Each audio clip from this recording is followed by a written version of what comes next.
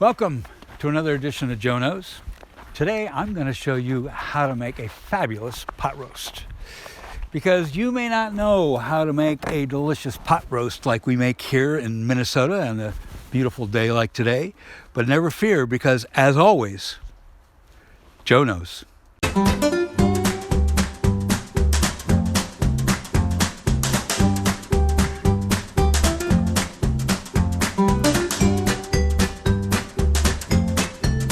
To make a great pot roast, you're going to need great ingredients like this boneless beef chuck roast. You're going to need onions, carrots, celery, a good beef base. This one, the number one ingredient is beef. How do you like that?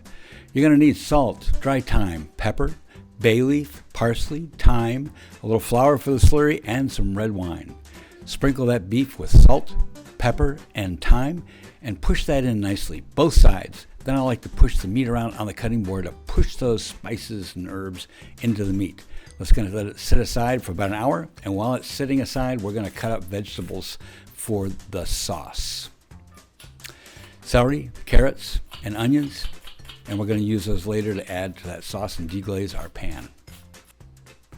Mix together the broth and warm water, and we're also going to mix together a little water and flour to make our slurry for thickening. Oil it into a hot pan and put that beef in there to sear. Listen to that. That sounds delicious. Turn it over because we want to get that nice brown on both sides. And you see that nice brown? That's what's going to give us the great flavor. And we also want to pick it up and sear the sides as well. We want it seared all around. That's going to give us great flavor. We're going to set that aside for the moment, and we're going to put vegetables into that pan to deglaze it. The vegetables really help get the brown stuff off the bottom where the flavor is. Those onions are going to start to get brown, and when they do, we are going to add to that the red wine, and that's also going to help deglaze the pan. Mix that together, and when that red wine is just about all the way evaporated, then we're going to add the beef broth. On top of the beef broth, we're going to add parsley, thyme, and bay leaf, and we're going to bring that to a boil.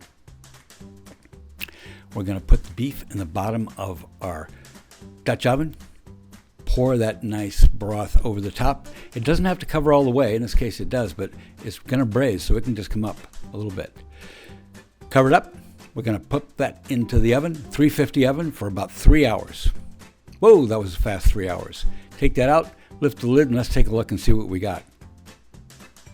Look at that. Is that gorgeous? The steam popping out of there. Let's check to see if it's tender, and it is. So we're going to take that out of there and set it aside. Put a little foil over the top to keep it warm. And then we're going to strain that broth out because we just want the liquid. And we're going to bring that liquid up to a boil. We're going to add a little bit of that slurry till we get the thickness that we want, stirring it all the time. And we're going to check that for seasoning. We want it to taste good. Now let's slice that meat up. It's still nice and warm. Put it on that beautiful china plate with some carrots and potatoes.